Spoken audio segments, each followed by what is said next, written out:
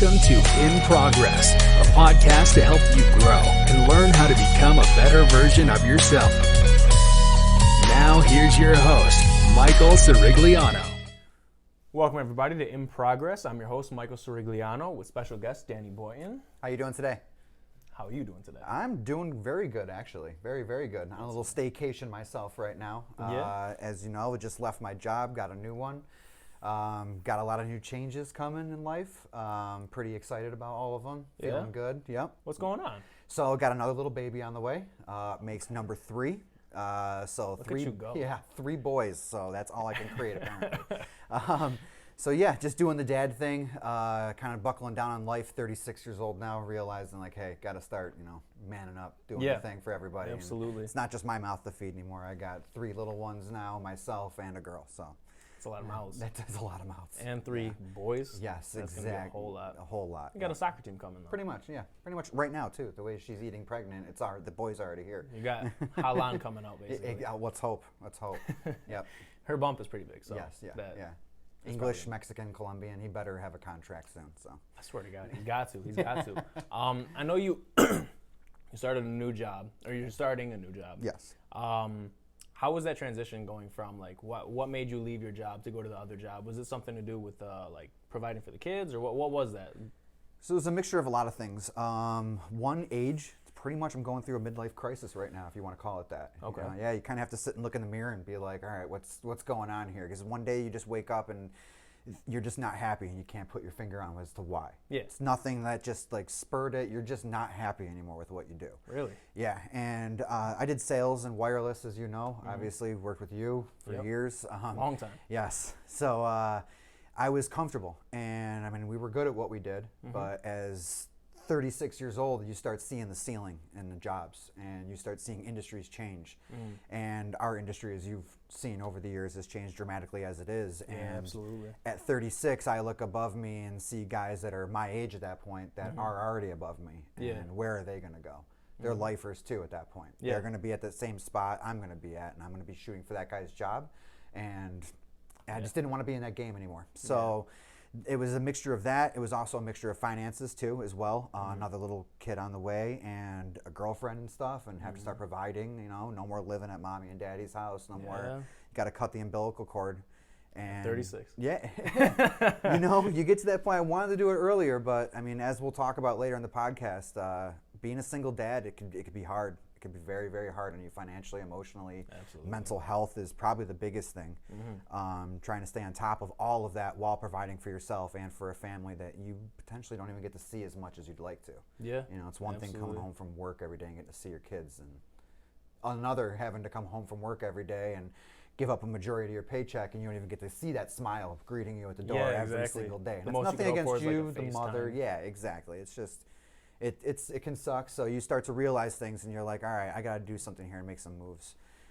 So one day I just woke up and talked to the bosses at the job and pretty much told them I wanted my raise for performance and stuff, and they denied me that, and that's where in my head I was like, this is it, I'm done, I got to make some moves here. And I talked to a buddy of mine who had a really good opportunity waiting for me. I mean, it's not like a career as a kid you look forward to and be like, oh, that's what I want to do. You know what I mean? It's factory work, but it's a union. It's a really good union. Gives you a pension, benefits, and it literally doubles my salary before any kind of overtime. So that's fantastic. Yeah, exactly. So it's exciting to go through that. So that's pretty much where I'm at right now. I mean, that's honestly a great move for you though, because like you said, you have 2 mouths, 3 on the way. Yes. A girlfriend, you. Yep. We were talking about grocery trips earlier before the podcast, and it can get up there. And obviously, when your baby's out, that's formula, diapers, all that shit. That's going to be way more expensive. Yes, especially now.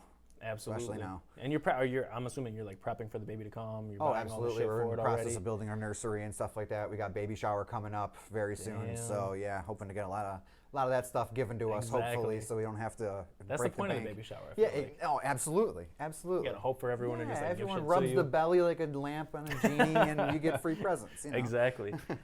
So when you said you woke up one day and you just realized you weren't happy with where you were at. Correct. Yeah. What is that like? Because I mean, I feel like I've had that happen to me a few times, but like for you to make the jump and that decision to uproot yourself from something that you were comfortable in, that was a guaranteed paycheck, that you knew how to do, you've been doing for a long time. So you're basically a veteran in the industry. Yeah. And for you to wake up and just be like, no, this isn't it anymore. Like, what was that like? What actually went through your head where you were just like, I gotta jump? It was scary, for one. We were kind of talking about it earlier. Very, very scary when you first think about it, because like you said, 15 years in this industry, doing the same thing for 15 years over and over and over again. Yeah, I changed companies here and there, but it was essentially just changing the name on your t-shirt. Yeah, you know what I mean? it's all the same It's work. all the same exact work. It's just literally changing who you're selling for. And don't get me wrong, sales is great when you're young, you have no kids, you're single, you know, you can go to work, you got that spunky mentality, that drive. But yeah, it's scary. It's real scary, because that comfort level you get from it is you know what to expect every single day. Yeah. Even though it's sales and you don't know what to expect every single day going in, you kind of do. You know, after You have an idea of what the day's going to be after like. a while, you're like, if it's busy, it's going to be like this. If it's not busy, it's going to be like this. If it's a normal day, it's going to be like this. Yeah, exactly. So you knew what you had to do when you went in. A complete change in path was really scary. I mean, I called into work a couple times before I even left the company. Really? And yeah, and that was me more or less just having that panic attack, that scary, like, mental health days. what are you going to do here? Yes, exactly. And I'm not going to lie too, like you said, you have those thoughts. I had them too before I was a father. Yeah. But they would come and go, you know, because you have that leeway when you are single and you don't have all that to provide for or have to. Like, there's no choice in this matter. Like, it's not like if you don't want to go out with your friends that night and buy dinner for everybody, you just don't go. You know what I mean? Exactly. Like, I have no choice. My kids need to eat that night somehow. So, like, either I'm not eating or I'm sacrificing something, like going out and everything. So it comes down to a point where you just have to think in your head, like, my father told me something I'll never forget, and he said, never get comfortable. And I asked him why. He says, because when you get comfortable, you lose the things you're comfortable with. And yes, and it never really clicked as a kid. You kind of get it, you think you understand it, but then when you start doing those actions and you get comfortable, whether it's in sports or your job or every day-to-day things, you just get comfortable not doing it. You lose that thing because you got so comfortable with it. You're a good soccer player. You're a good basketball player. You're really great because you work so hard at it. And you weren't comfortable. You were always trying to strive for that next thing. When you got comfortable, the people behind you kept striving to get better. Now you're left behind. That's what happened. Exactly. You work to get up to that point, and then when you put it in, like, you started coasting, that's when everyone surpasses you. Exactly. And all my friends at my age, I see them all with houses they're buying now, families, marriage, the proper way to do things. And then I'm looking at myself like, wow, I got 3 kids with 3 different mothers, and I'm not married yet. And I'm working at a cell phone company right now, making 30,000, 40 if you're really, really, really, really good. Yeah, exactly. Which is not enough to support a family. No, if you're a single guy, absolutely, 40K. You get yourself an apartment, a nice, decent car, and you still got money to do whatever the heck you want with. Absolutely. It was fun when I was a kid, but then it hits that point where you start getting really scared about not being able to provide for that family anymore. And you, like I said, you see all your friends around you with all of that stuff. And that's when it hit me, was I got left behind. And I have a lot of friends who always told me in my group and stuff, like when we were probably like 21, 19, 21 in that range, they'd always be like, oh, you're the smartest one in the group. You know, you're going to be the one that makes the most money. Which, to be fair, you are. Every single one of those kids makes more money than me right now. Really? Every single one of them. Wow. And not to knock them, they all worked very hard to get where they're at, and different routes and stuff like that. But like, that's where you sit back. And I went through like a couple like heartbreaks and stuff with like one of the kids' mothers, and then there was a toxic relationship afterwards, and then finally finding the girl who I'm with now and having this child with the proper way.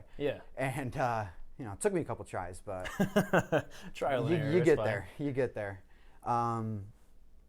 So it's just, you get to this point there, and you realize like all your friends are doing this and all this, and you're gonna get left behind even further unless you act. Yeah, exactly. And when you realize that, it's a different emotion that hits you.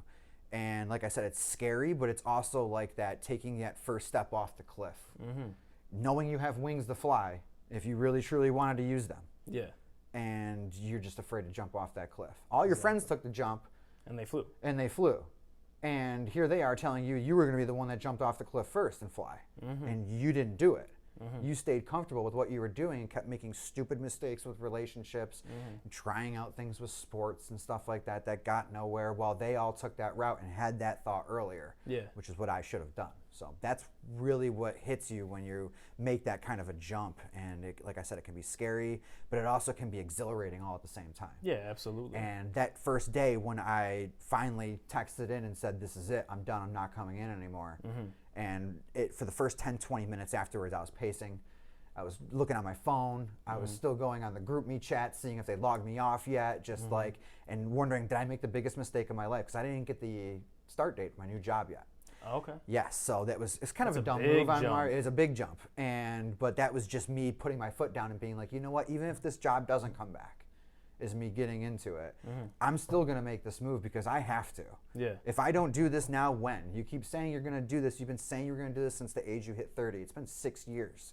6 long years of saying you were going to stop doing this stuff. Yeah, absolutely. And every year was a different excuse. Oh, you got to take care of the kids. Oh, you don't have enough money to move out because of child support. Well, you don't have enough money to move out because of child support because you got comfortable, Dan. Yeah.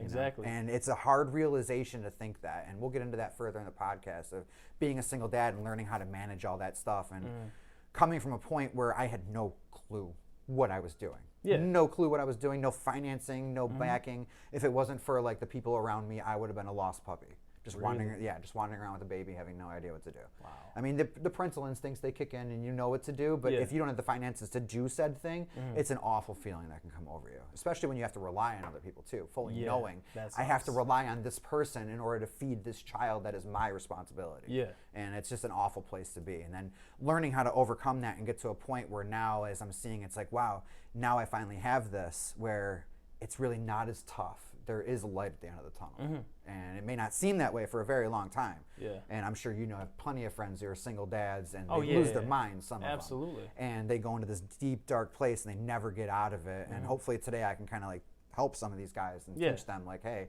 there is a light at the end of the tunnel, but you've got to stay the course. Yeah. And if you don't stay the course, it can get really rough. You can pull back from it, but it gets really, really rough to pull your back. Yeah, you gotta stay with the uncomfortable course and make those uncomfortable moves, like you moving from a job. And correct me if I'm wrong, was the reason why you didn't leave the job sooner than you did, is it because you had the child support and you knew you were making the money to pay the child support, and you knew that if you switched jobs you may not be able to support the child? Or was it more just you knew what you were doing and you were like, this is good enough?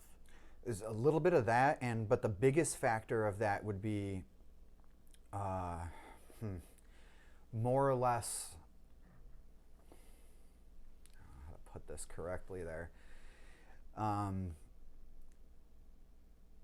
you start to feel like you can't, it's the providing factor. It's just the providing factor. It's like a maternal instinct kicks in inside of you. Like you have to like almost defend this child and feed this child, and if you can't, you have to be able to move on. And if you can't do that, it sucks. But like, I left because, or the reason I didn't leave, I would say, is because scheduling, for one. They gave, like, wireless is pretty available as long as you can do weekends and stuff. I had a little bit weird one where every other weekend I would see my kids. So some of the wireless companies could cater to that, some couldn't. So that's where I would go and kind of go to that. So that was part of it, I would say, scheduling, and also comfort. Absolutely. Just knowing comfort. What you're doing. Absolutely. There's no like scary unknown. Exactly. You know exactly what's going on. And at the bare minimum, I was still able to pay those things. I wasn't able to do anything and stuff, but I'm not a kind of guy who goes out every night drinking. I'm not that kind of guy who needs to go out $100 a day and spend money. I'm fine with just literally going to a park and taking pictures and then going home and playing some PlayStation, watching some sports. Yeah, exactly. And when you get to be a dad, you'll realize this really soon, guys, that that's all you get to do eventually. So with the, because I know like I've heard stories of mothers, fathers, all of this, where in order to provide for their children, they sacrifice a lot, right? So like my dad, for example, his mother was a single mother, and she would work a job during the day and a job at night to provide for the kids, but she never left those two mediocre jobs to get one bigger job. And I don't know, you know, it was in Italy. I don't know what the availability is, but I know, like, even people here, like in New York, where I like meet people, and it's like, yeah, I work here in the hospital as a nurse or whatever, or I work as a phlebotomist, and I don't make that much money. And then at night I got to go work at a bar. At night I got to go work as a janitor, or I got to go clean houses. And it's like the mentality that I kind of get from that is that instead of leaving and making the jump to a job that may pay better and take less of my time, I'd rather keep 2 mediocre jobs where I'm making that same amount of money, but I know that I'm going to be making the money for the children. Absolutely. So is it more like it's that a security sense? factor? So you know the kids are taken care of. Exactly. Like, I know if worse comes to worse, and if like it hits the fan, like you got this fallback that you can always go to and have there, and know that I'm going to be making this even if things get bad. When you make that jump, like I did a little pre-adamantly, we'll say, there. I did get the job. I did get the job, thank God. But your emotions kick in, and you just be like, you know what, screw it, I'm done. And then that kicks in where you're like, oh no. Did I just make that mistake? Where some people like your mom and other people like that are like, I don't even want to tempt that fate. Because if I do, these babies have nothing. Yeah, exactly. And I luckily enough knew that like I had a support system around me where a girlfriend was telling me, time to move. You got to. Which is huge. That's a huge thing, because not a lot of women are going to be in your corner saying, make the jump. They're more so like, hey, make sure that we're good. And that's it. Exactly. No, it's all about like building up and everything like that. And then there's my mother too, who was telling me like, listen, like she's excited about the new baby coming and everything, getting to be a part of all this, like finally too. But she's like, you got to get a new job. It's the first thing she said to me after I told her she's going to be a grandmother again. Yep. She was excited, and then she was like, you got to get a new job.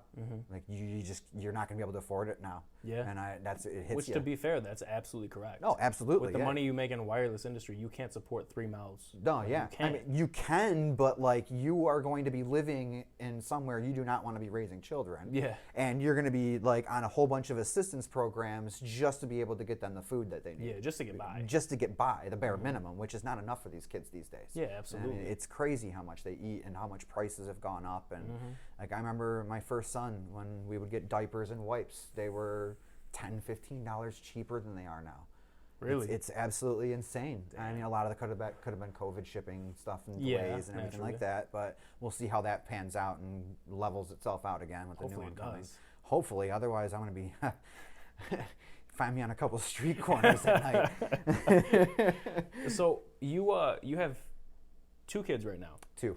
How is it having a kid and not being with the mother? How does that, because I know like in the court system, the court system will typically always favor the mother over the father. Absolutely. They'll tell you differently, but absolutely, yes. So when you were going through these court hearings, when you were trying to battle for custody, what is that like? Like what is that like, going through that and trying to like get as much visitation as possible, because you know you can't get primary custody unless the mother's really jacked up? You get angry, and that's the first thing every single dad listening to this is going to agree with. Is doesn't matter how nice of a guy you are, you get angry. Because if you're truly out for the children, and that's not every guy, there are a lot of guys out there who are literally just using the child to get back at the mother because they didn't like the breakup happening.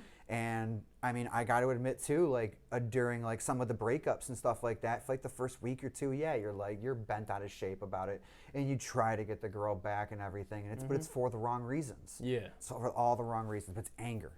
Because if you truly want to be there for the kid, you're angry at the fact that you have to do this. Like you actually have to go down to a court system and file and sign a piece of paper that says you could be the father of this child, so that when the baby is born, it's called an acknowledgement of paternity form you sign, and it's not saying you are the father, it's just saying that you think you're the father. Okay. So it's always good to sign that form, guys, if you're listening out there. What's the importance of the form? So the form's importance is, and I learned this during my first child when I went to court with him, is that say you and the child's mother are not talking at all, and she doesn't want the baby, but you did, and she did at one point, but then you broke up and she doesn't want the baby anymore. She puts it up for adoption. If you don't sign that form, that child could be put into an adoption agency, and good luck getting that kid back. It is a fight that is 10,000 times worse than going through the court system to even custody of or visitation of your child. Damn. So what this form does is that it doesn't, the mother doesn't even get notified of the form until actually you go for custody. Yeah. But if the mother tries to put the child up for adoption, what that form says is that father gets first dibs, basically, on having custody of that child. Yeah. So if you had a child with somebody and you signed that form and she tried to put the child up for adoption, you would then have full legal custody of that child. She would then have to try to take you back to court to get visitation or custody back from you. Okay. So it just protects you as a dad, basically. So in that scenario, would you be going through the adoption process, or would it literally be like she put him up for adoption, so it's just his now? It's just his now. Like the adoption agency would get notified, so when someone tries to adopt a child, they would get this form sent to them and be like, oh, or they'd find it in the computer system, however they look it up, I'm not sure, but they would find that and be like, oh, I'm sorry, we can't, this child can't be put up for adoption. Because the father took custody. Correct. Not even, Gotcha. Yeah, exactly. And then at that point, it goes into the court system. Wow. Yes. Okay, so that definitely need to have that form signed. Absolutely. And you hear it, and it's acknowledgement of paternity. And some guys going into this may not know, like I didn't the first time. You don't know if that child is yours.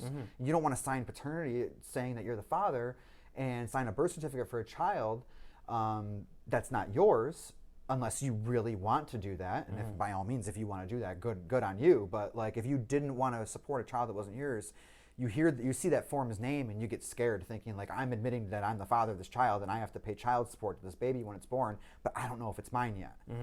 So, but there's boxes on there that say like, I acknowledge that I may be the father of the child. Okay. And that way, when you go to custody hearing, you can have that to protect you.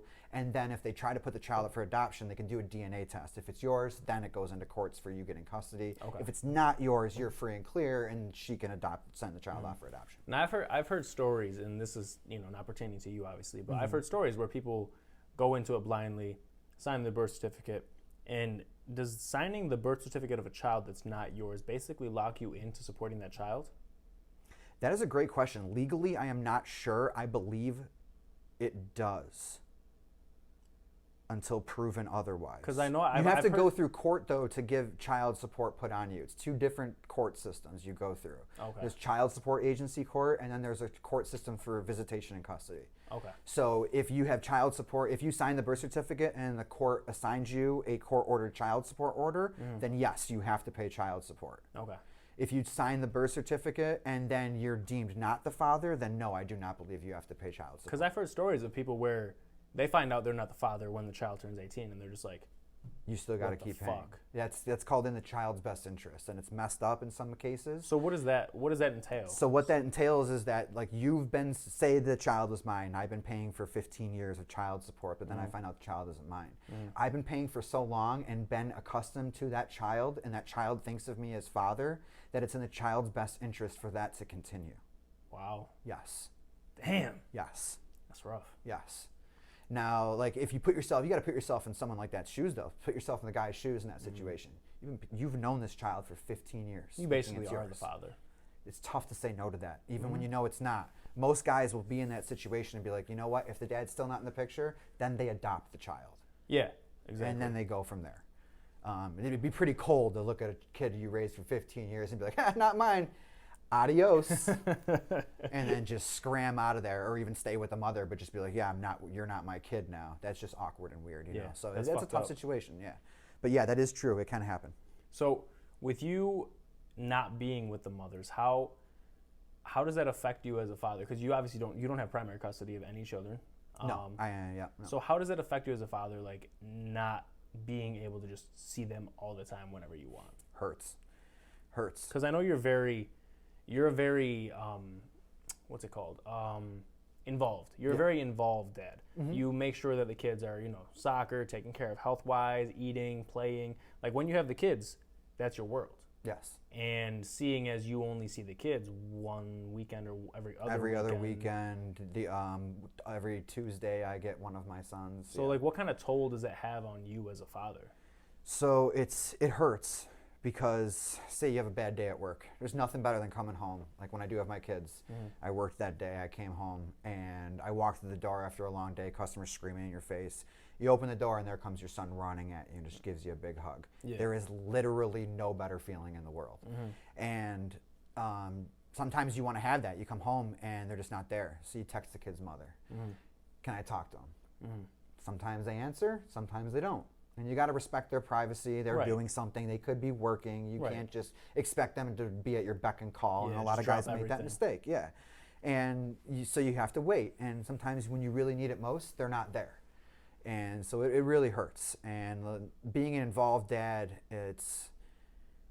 you want to do things with them too. You see stuff on like Facebook or whatever, like Jurassic Quest is coming to town on this weekend. Your kid loves dinosaurs and stuff. And you're like, oh, that's perfect. And it's not your weekend. Or it's a day he has school. And, you know, one of my kids lives very far away, lives 3 hours away. Yeah. Me and his mother meet halfway, an hour and a half drive each way. And so it's not like I can just call her and be like, hey, I'm coming to pick him up. I mean, the little one I can, but he's a year old. There's not much we can do with him right now. Right. But yeah, the oldest one, it's tough to do those things. So you have to plan very far in advance too. So it sucks.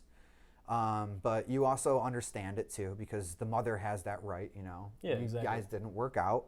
So they have that right to move on with their life and do things and stuff. And you agreed going into the court system, or what I did is I wasn't primary caretaker. I have 50-50 joint custody, which means I have a say in everything that goes on, but the child is with the mother the majority of the time. And so you respect that from them, but it's also, you kind of want it to be them at your beck and call, the mother. Yeah, of course. Just so you can just have that link to your children. When they get older and they get their own cell phone, I'm sure it gets a lot easier. Some single parents know that for sure. have children older than I do. So that's going to probably become a lot easier when he gets a little older there. But when they're young, it's really hard because you want them to bond with you too. Especially as a dad, you don't, and especially if the mother left you and moved on to somebody else very quickly. You get that aching feeling inside of you that this man's going to replace me. And I went through it. And it's scary, and you get angry, and you want to lash out at the other person. And I'm here to tell you, don't do it. Don't do it. It's not worth it. It's just not. Because that child is yours. The child knows it is going to be yours. And unless you are a complete fuck up, that court is going to give you custody of your children. You will be able to see your children. No court is going to take you from your child. They will favor the mother, but you have to be a complete imbecile walking in there for a court to be like, no, you don't get to see your kids. There's guys in jail who get visitation. Really? Yes. Like they get scheduled visitation where the child can come in and meet them at the prisons and stuff and things like that. Oh, wow. Yep. So you really got to fuck up. So to you not gotta see your be children. you gotta be an idiot, and you gotta show that you're not about the child. That's when the judge is gonna step in. So I know some guys out there be like, well, I went to court and the judge didn't do this. Well, it's probably because you went to court and you're pointing fingers. And the judges can see right through that kind of stuff. So you can't do that. So yeah, it sucks not being there all the time around your kids, knowing that my son who lives 3 hours away, and if he has a soccer game, I have to plan for that. It's not easy for me just to get out of work and shoot over to the field and catch him as the game starts and watch my kid play. And you know, as a dad and to a son, your son wants to see you there. Absolutely. You know, like you remember playing soccer and everything. You look to the sideline. Where's dad and mom? Where's mom? Yeah, but where's dad? That's the one I'm trying to impress right now. And so it's tough on me, and I can only imagine how tough it is on my son as he's grown up throughout the years, knowing, like, trying to figure out, like, why is mommy and daddy not together? Why is it such a far drive to go see daddy? Like, daddy doesn't just live around the corner; he lives 3 hours away. So it's got to be tough. So when you get angry and emotional about it, you start to think about the kids more, though, as a parent. And that's always the first thing. That should be always the first thing. And it's like a light switch. As soon as they hand you your child, like I was a frat boy before Joey. I was a frat boy. Really? Yes. And as soon as Joseph, I went over and met him for the very first time, my whole attitude on life immediately changed. Nothing else mattered in life anymore. And everyone tells you that, and you're like, yeah, I understand. It's your kids, your flesh and blood. No, you don't. You don't get it. Like, immediately, it was like, all right, the partying went from, like, if it was at 100%, immediately my thought process went to 75. And then I started thinking more about it on the drive home after holding him, went to 50. Then it was 25. It's at, like, 3% now. Yeah, partying now is like bachelor parties, and it lasts 20 minutes before I'm sleeping on the couch. So, it sucks, but, I mean, it can also be a nice break, too. And that's a side of it not a lot of people talk about. And like, oh, he's just a weekend warrior dad and stuff like that. But then you hear about single moms who have to do the whole thing all the time, who are begging people to have them watch their children for them so they can just go out with the girls that night. As they should be able to do. But they don't have that opportunity to be able to find somebody to watch them because dad's not in the picture, or yada yada, all these reasons. But like, I don't know, it's tough. It gets real tough. Was your relationship with Joey's mom. When you guys initially, because when you guys initially like split for good, was Joey, because she was pregnant, was Joey a thought, or was trying to get back with her a thought? Because you were trying to get back with her, correct? Actually, Joey, we split officially the first time before Joey was even around and before we knew Joseph was coming around. Okay. We were literally a one-night stand, you know. It was one of those, both went drinking at the bar that night kind of things. She was just out of college. I was the young wireless salesman, full of charisma and testosterone. And that's how that happened. And we were like oil and water. And she's a good woman, good girl, just our personalities didn't click at the time. Right. And so we didn't last more than a week and a half, week at most. Okay. Yeah, it was there and gone. So you guys knew it wasn't going to work out right off the rip. And then while I was working at Sprint, before you started working there, it was right around when you started working there. I think it was like a month or two before I got there. Right before. I was working at that store you eventually worked at, and she came walking in and said, we need to talk. And I thought it was just closure for the relationship and how toxic it was between us. And she sat me down on the bench, and she asked me about the night we met. And that's when it hit me. I knew I was going to be a father right there. And it just... What kind of what went through your head when that happened? Because that's like the first one especially. I feel like that's like a car hitting you. I'm a pretty pale guy, skin complexion wise, but I turned about as pale as your coat. Wow. Yeah, blood rushed right to my toes. I thought I was going to pass out cold. I didn't know what to do. Were you prepared for a child at that point, or were you at a point in your life when it was like no kid? I was making decent money and living paycheck to paycheck because I was just spending it all. Just, you know, video games, Doritos, and marijuana, and going out to bars and spending it on women I was never gonna, you know, see again. Basically. Yeah, exactly. So. What went through your head when she told you that, though? I'm trying to think exactly what went through my head. Because, like, I've thought about that a few times for myself. Like, what if someone did come up to me and was like, hey, so I am pregnant, and I just, like, I don't even know if I can actually handle that information being told to me at my point in life. Because you're not, like, you get to a certain age, and you're like, kids make sense now. Yeah. Or if you're with somebody and you're planning it. Yeah. Way different. But, like, if it's like, if in your head you're like, kid doesn't make sense, I'm not even thinking about a kid right now, and then you just get it, like, put on you, that's like, you're almost, like, thinking in a way you've thought the opposite for so long that you have to, like, try and comprehend and wrap your head around this in a positive manner. Because, like, I'm assuming you can't just, not assuming, I mean, you can't just blow up and be like, no, fuck this, no kid, like, I mean, people do, I'm sure. Oh, yeah, but absolutely. Like, you see TV shows all the time on it. Yeah. So it's, oh, God. You start thinking, like, the first thing is you swear. It's like, oh, fuck, in your head. Oh, fuck. Uh-huh. Like, God damn it. Dad told me about this. I was out there as a dog for how many years getting by. You think you're invincible, you know? Yeah, that it hasn't 21-year-old, so long. I'm invincible, nothing can happen to me, and then it happens to you, and you're like, oh, God, here we go. And you start, then the panic sets in. Like, oh, shit, and then, like, it's almost like a nesting feeling, because immediately she was like, I want to try and make it work as a family. And I was like, yes, absolutely. Like, because that's just that's norm. how it should be. Norm, yeah, exactly. Fully knowing that every time me and this girl are not, when we're together, it is literally like an hour's worth of hanging out and then going to bed, and then that's it. When we hang out any more than that, it's arguing. Yeah.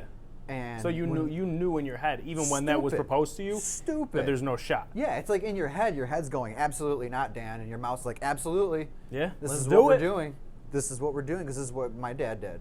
Because I grew up in a family, like, you know, our parents, they were together the whole time and everything. Like, it's so that's like, it's like we have to do it this way. And then you start seeing, like, we started hanging out a little bit afterwards and, like, talking about moving in together and this and that. And then the thoughts start creeping in of, like, I don't even like this girl. Yeah.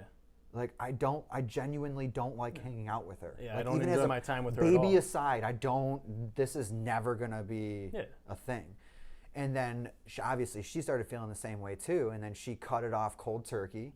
And then that's where, like, this is where guys screw up. and this is where the conversation is going to get raw, is where guys, when they screw up, they get emotional, and we're emotional people. Yeah.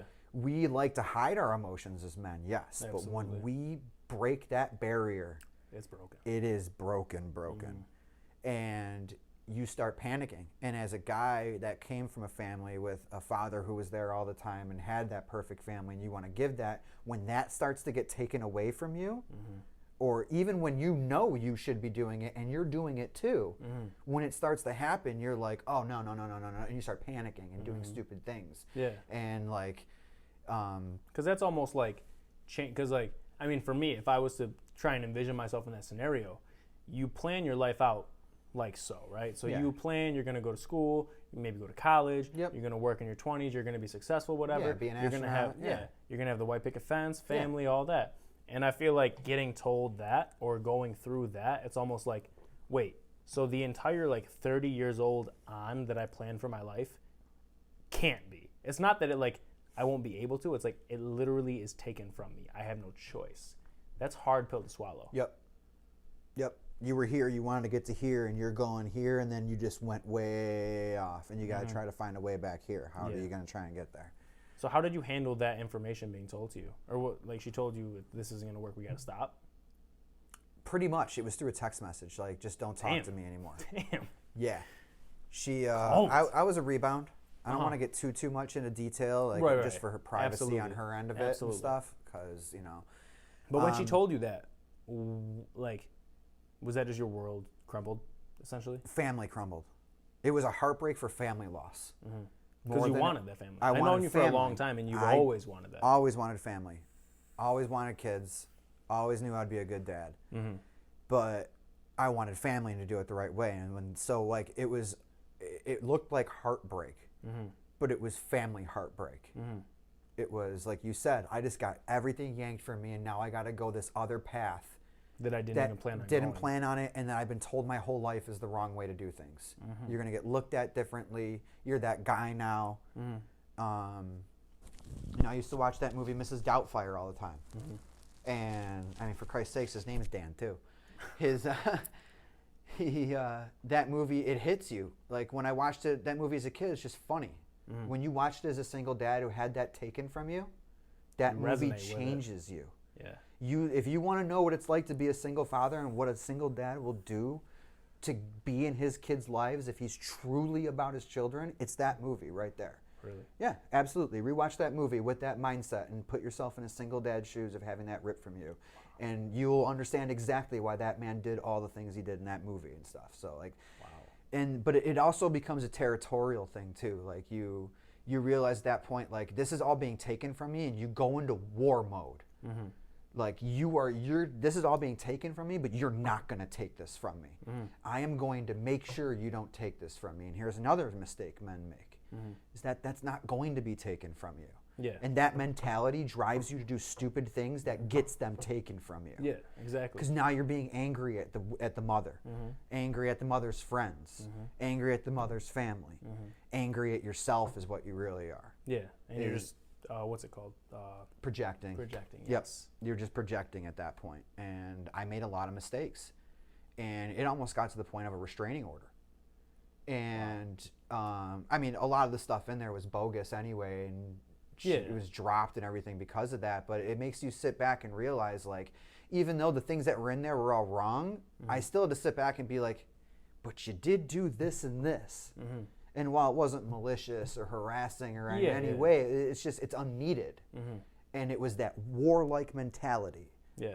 And you're a guy, you want to have control, and you no longer It's all about control.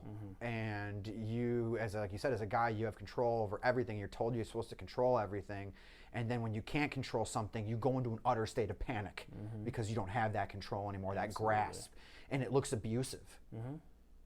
But really, you're grasping at the family that's just trying to get away. Yeah, exactly. You think, she's gonna take my kids, and she's gonna have another guy come and raise my kid, and they're not gonna know me, and they're gonna be daddy, and I'm not, and that's not the case. Right. And you're gonna screw yourself really hard if you go in with that mentality. And I started to until I got myself a really good lawyer.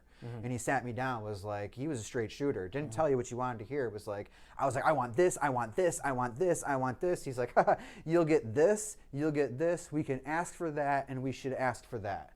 And I looked at him, I'm like, well, don't you work for me? And he's like, yeah, but I'm telling you right now, if we go in asking for all that, the judge is going to laugh in your face and give you only this. And then I had to sit back, and he told me a bunch of these stories, of these horror stories and stuff like that. Of guys that don't do this in the court system and don't do that, and it really hurts them in the long run. And yeah, it can really, so get yourself a good lawyer and listen to him. Listen, too. Don't just have him email you and then you go off and blow her up anyway and piss her off. Sounds like that's a personal story. Yeah, there's a couple. But now, you have Joey. Yes. And you're a good dad with Joey. Yes. And you have Oliver, and you're a good dad to Oliver as well. How is your relationship? Do you think that in the grand scheme of things, that not being together with the mother really has much of an impact as you maybe initially thought? Honestly, I almost want to say it's the opposite. Really? Growing up in a family that was together all the time, and again, this is going to get kind of raw and a little personal, is that, like, yes, my mother and father were together the entire time until my father passed away. Yeah. My mother and father fought a lot. Yeah. I'm sure a lot of people's parents do. Absolutely. Especially ones that stay together the entire time. I feel like almost that's a norm. Absolutely. And it was to the point where maybe my parents might have should have split at one point. Because of their differences in personalities. My father was very laid back. Yeah. My mother is very business driven, very intelligent business. My father was the most kind, gentle man in the world, but very laid back, laissez-faire, live and let live, and just hands off. Yeah. And, but maybe they shouldn't, I'm not them. Yeah, Who knows? exactly. That just might have been how they dealt with things, and they got through it, and good to them, because maybe that's how a relationship works. But in also the same sense is that I see my son Joseph, and he now has a mother, a father, a soon-to-be stepdad, and a soon-to-be stepmom. He's got grandmas and an extended grandmas, step-grandmas, step-grandpas, step-uncles. The family is so big, the kid has 6 Christmases. 6. That's amazing. I had 1. I had 1. And I had to share it with 2 other siblings. So you'd get like $200-300 worth of stuff max, and that's if your parents had a good year as a kid. Yeah. You know what I mean? Like, this kid is getting like $2,000 worth of stuff every year.